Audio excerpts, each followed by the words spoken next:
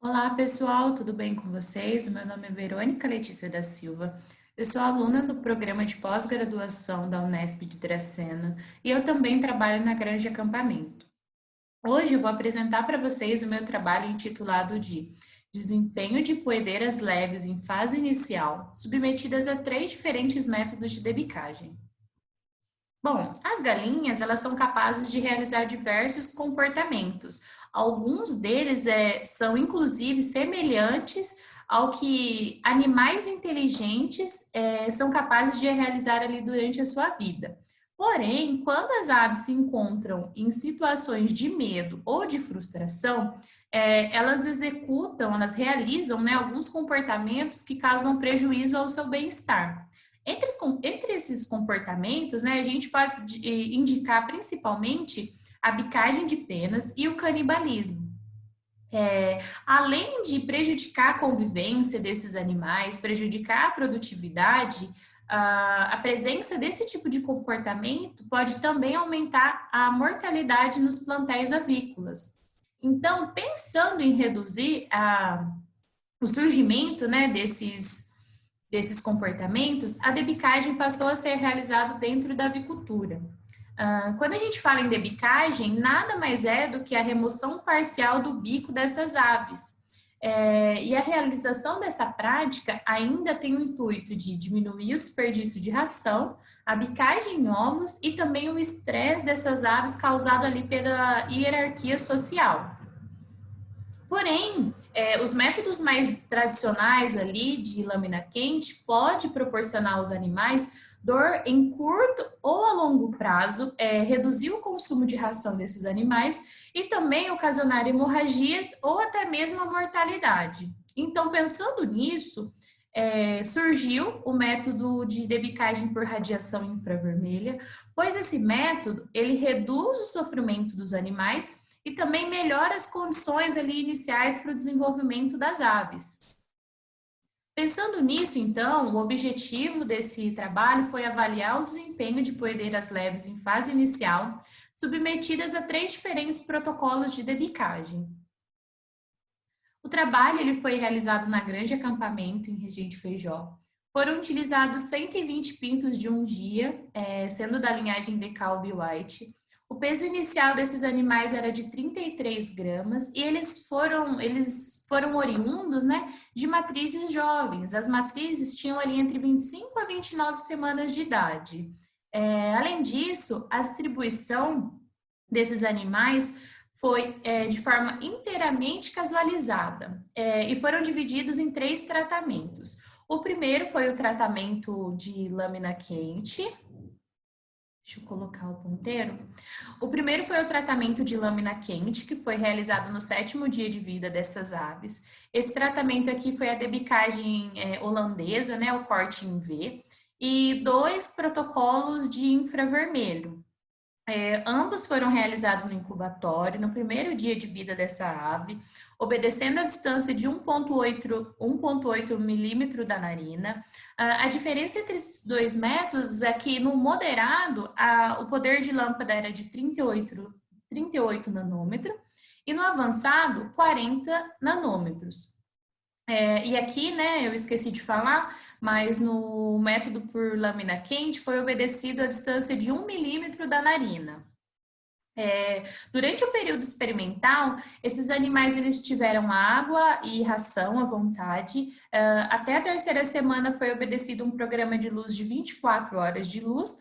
E nas 3 últimas semanas, o período de luz foi no total de 12 horas.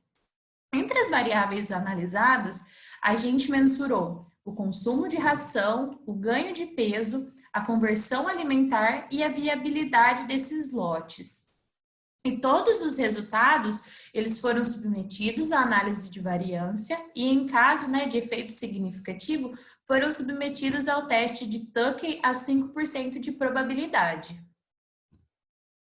Aqui a gente tem algumas fotos do trabalho. Essas fotos são do 7º dia de vida das aves. Dá para ver aqui na lâmina quente, ó, o bico meio avermelhadinho, né? Porque o corte ele tinha sido realizado recentemente. O infravermelho, ó, com 7 dias, o bico no período experimental ainda não havia caído. Então, a pontinha do bico ainda estava aqui. Com relação aos resultados e à discussão, na conversão alimentar não houve efeito significativo entre nenhum dos tratamentos.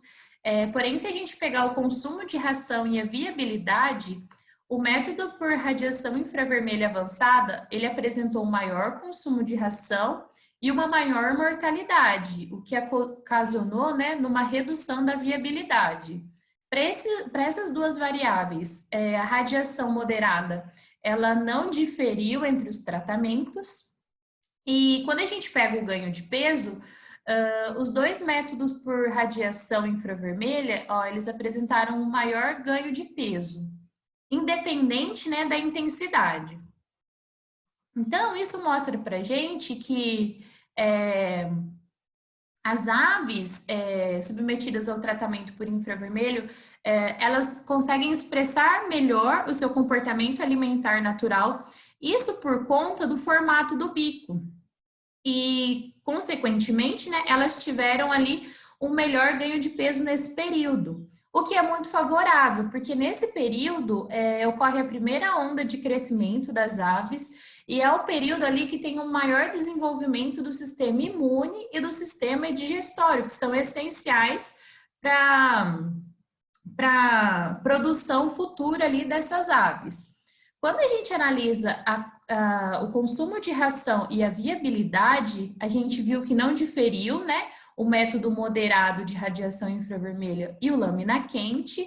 Porém, se a gente for comparar esses dois métodos, o manejo de lâmina quente, ele tem que ser individual, ele estressa mais o animal e precisa de profissionais capacitados.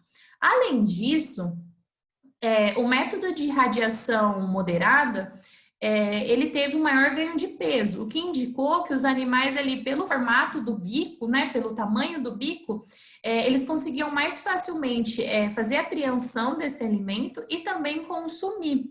Isso porque esses animais, eles têm uma adaptação mais fácil ali da ingestão de alimento, quando a gente compara com as aves submetidas à debicagem holandesa.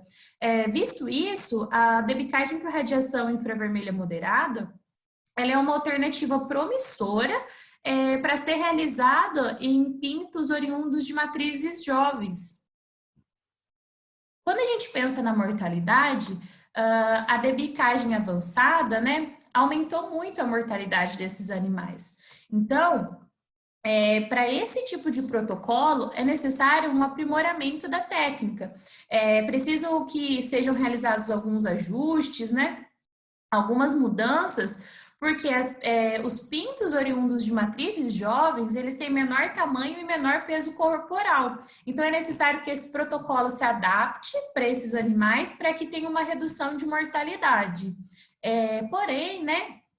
Esse método de debicagem por radiação infravermelha, ele apresenta alguns aspectos benéficos, né? Ele não causa ferida, sangramento, infecção e nem estresse, porque ele é realizado ali no primeiro dia de vida com outros manejos que já são realizados dentro do incubatório.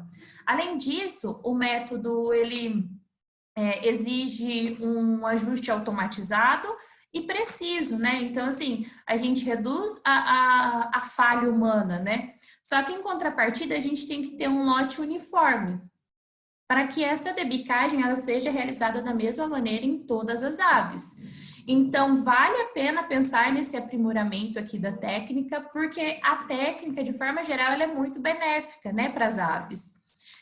Outro ponto é que no início da vida, ali até o 10º dia, mais ou menos, as aves elas podem apresentar uma sensibilidade no bico, ela pode ter uma redução ali na resposta sensorial, e isso vai exigir do produtor altos padrões de manejo para que não ocorra nenhum tipo de problema após a realização do método. Por mais que ele seja bem realizado, a gente tem que pensar no período também pós-tratamento do bico.